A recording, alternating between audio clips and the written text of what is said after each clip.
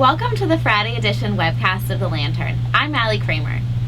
The Ohio State Department of Recreational Sports attempted to break the Guinness World Record for the largest Zumba class. Zumba is a Latin dance that has been incorporated into fitness classes for more than a decade. However, the Buckeyes fell short of the 200-person record and could only amass 89 participants. The event was part of another larger national event focused on recreational sports and overall fitness. Now we'll go to Lantern reporter Mallory Trelevin, who has a look into an investigation on theft at the Moritz College of Law.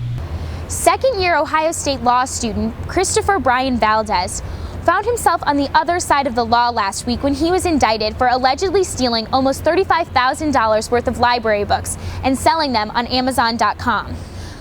OSU police charged Valdez with theft in October 2010 after stealing 387 books from the law library in Drinko Hall. Law professor Bruce Johnson said employees at the law library spent hours on the case to determine which books were missing. The library will not replace the books until they know the outcome of the judicial proceedings. Johnson said that not all of the stolen library books are replaceable. Valdez has been indicted for fourth-degree felony theft, and his arraignment is scheduled for March 2nd. With the Lantern, I'm Mallory Trelevin. Thanks, Mallory. Last week, 13 unique acts performed in the Buckeye Showcase. Former Ohio State men's basketball player Mark "The Shark" Titus hosted the show. Acts included an a cappella group, Buck That, comedians, belly dancers, and more. Let's take a look at some of the acts. Buckeye Showcase, an evening for the arts. It's a way to display different art forms of all the different students that go to Ohio State.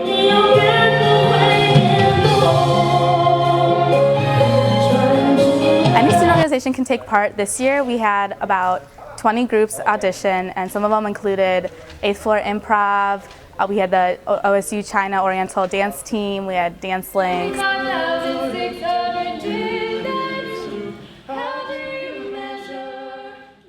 I really wanted students to get a different experience of diversity. Often some of the cultural groups don't get to really show what they do on a regular basis, like their different types of art forms.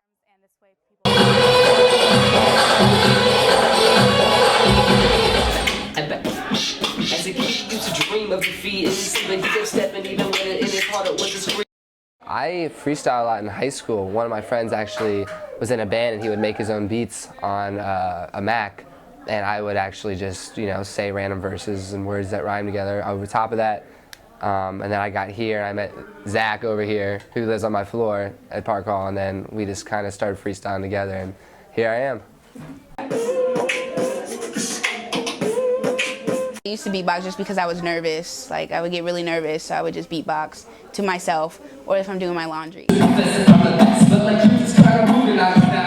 was really cool, so I just kept doing it. I've heard it's pretty big and pretty exciting, so people have been talking about it. I've been reading a lot about it on Facebook and everything, so it should be good. We're checking out the Buckeye Showcase. We wanted to see the talent show and everything. Heard it was pretty good. My friend told me about it, so I really want to see Key of Gee. It sounds pretty interesting.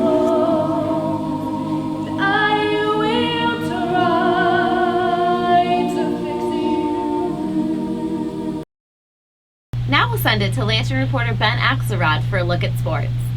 Thanks, Allie.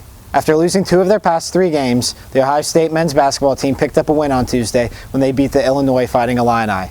After the game, Ohio State coach Thad Matta said that he was impressed with how his team handled such a tough stretch of the schedule.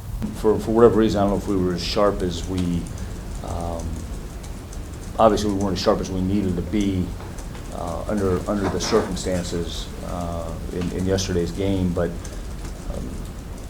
I'm not like panicked, and we're 25-2. We went through a stretch of at Minnesota, at Wisconsin, Michigan State at home, and then just at Purdue.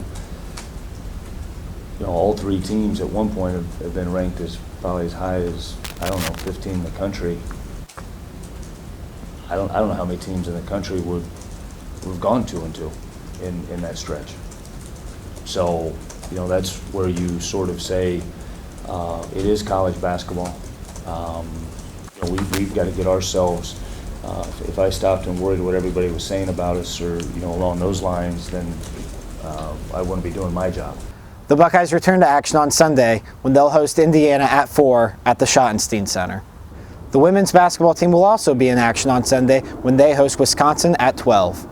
The Buckeye baseball team travels to Florida this weekend where they'll meet up with Western Michigan for a 4-game series. Thanks, Ben. That'll do it for us. Be sure to follow us on Facebook and Twitter for continuing news coverage. Enjoy your weekend, Buckeyes.